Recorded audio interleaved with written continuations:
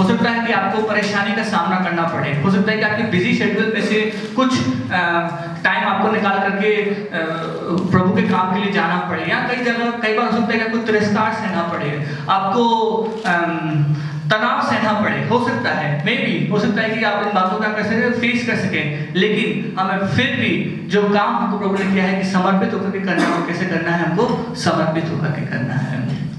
Hallelujah.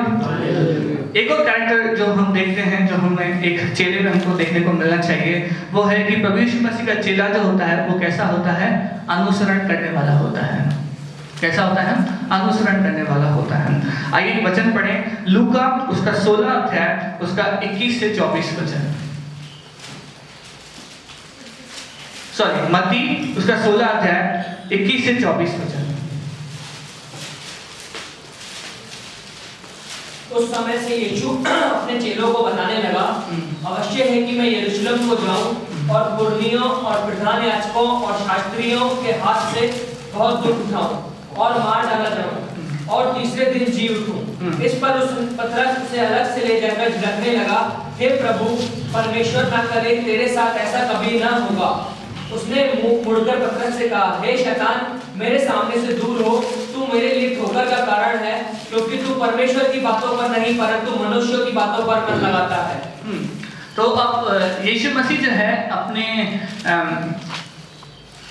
मृत्यु के विषय में आप क्या कर रहे हैं, बात कर रहे हैं, ठीक है, और कहते हैं कि मनुष्य का पुत्र क्या किया जाएगा, क्या किया जाएगा,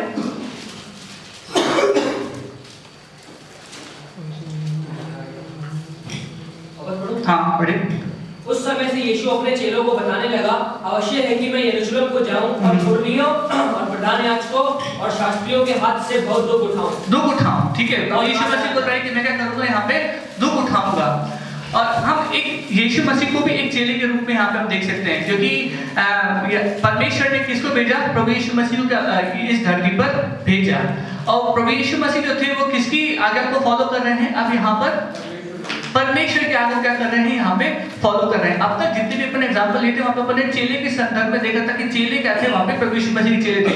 अब अपन इस कॉन्टेक्स्ट को इस बात से समझ रहे हैं कि परमेश्वर पिता है, और परमेश्वर पिता की मर्जी को कौन पूरी कर रहा है, यहाँ पर यीशु मसीह पूरी कर रहा है।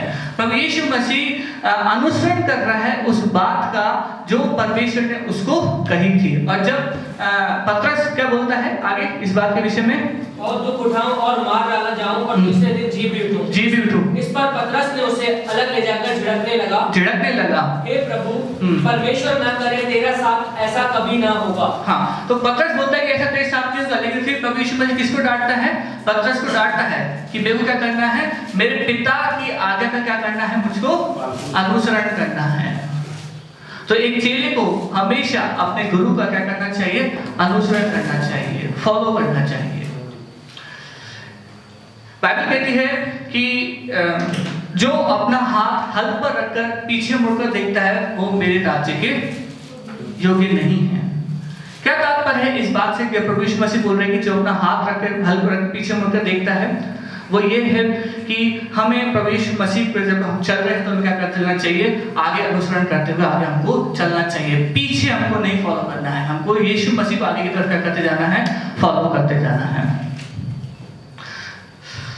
आखिर एक और जो कैरेक्टर हम यीशु मसीह के चेलों में देखते हैं वो ये है कि वो लोगों से क्या होता है, प्यार करने वाला होता है। बाइबल में बहुत सारे वचन हैं, जैसे कि जब कोई यीशु मसीह का चेला होता है वो क्या करता है, लोगों से प्रेम करता है। और लोगों से प्रेम करने का तात्पर्य यही है कि हम आपस में एक दूसरे के साथ में प्रेम कर ही करें, साथ में यह भी कि हम क्या करें, दूसरे संसार में के लोगों से भी क्या करें, प्रेम करें। जैसे प्रभु यीशु मसीह ने संसार में के लोगों से क्या किया, प्रेम किया, हमें भी क्या करना है, दूसरों से प्रेम करना है। और जब हम उनसे प्रेम करेंगे तो हम क्या करेंगे, लोगों से, जब अपन दूसरे संसार में के लोगों से प्रेम करेंगे तो हम क्या करेंगे, कैसे दिखाओगे कि आप उनसे प्रेम करते हो, संसार के लोगों से प्रेम करते हो, अपने चरित्र से, ठीक है, गुड। एक ये है चरित्र से, दूसरा व्यवहार से, यीशु मसीह ने जो बातें सिखाई है। एक ये है कि हम आपस में इस चीज को करें, लेकिन हम क्या करें, दूसरों को सुसमाचार प्रचार करें, ठीक है। अगर आप दूसरों को सुसमाचार प्रचार नहीं करोगे तो आप इसको दिखा रहे हो कि उद्धार जो है वो किस तक सीमित है, मेरे तक ही सीमित है, मेरे लोगों तक ही सीमित है। मैं इतने लोगों से ही क्या करता हूँ, प्रेम करता हूँ। हमें अगर आप दूसरों से प्रेम करोगे तो आप क्या करोगे, दूसरों को क्या करोगे, सुसमाचार प्रचार भी करोगे। तो हमें, जब हम प्रभु यीशु मसीह के चेले हैं तो हमें क्या करना है, दूसरों को क्या करना है, सुसमाचार प्रचार करना है। यूहन्ना 13:34-35 कहता है कि आपस में एक दूसरे से क्या रखो, प्रेम रखो। जो यीशु मसीह का चेला होता है वो हमेशा क्या लाता है, फल लाता है। ठीक है, बाइबल लिखा हुआ है कि यीशु मसीह का चेला क्या लाता है, फल लाता है। फल लाने का तात्पर्य क्या है यहाँ पर, कि वो क्या करता है, सुसमाचार प्रचार करके लोगों को अपनी तरफ क्या करता है, प्रभु यीशु मसीह के राज्य की क्या करता है, आकर्षित करता है कि वो प्रभु यीशु मसीह के राज्य में आ सके। यीशु मसीह का चेला फल लाने वाला होता है। इन 7 बातों को हमने देखा। पहली थी कौन सी, सीखने वाला, दूसरी है अनुशासन, तीसरा है आज्ञाकारिता, चौथा है संपूर्ण अलगाव, पांचवा छठा अनुसरण करने वाला, लास्ट लोगों से प्यार करने वाला होता है। आप पूरे बाइबल में देख लेंगे कि यीशु मसीह के चेलों का जीवन ऐसा नहीं रहा कि वो बहुत ही अच्छा था, बहुत ही सुंदर था। आप प्रेरितों के काम पढ़ेंगे, उसमें आप चेलों के दुखों को देखोगे, चेलों की परेशानियों को देखोगे, उनके लहू को देखोगे, उनके पसीनों को देखोगे, उनके आंसू के देखोगे, उनकी परीक्षाओं को देखोगे। इन सब बातों में भी वो चेले किसके साथ में डटे रहे, यीशु मसीह के साथ में डटे रहे।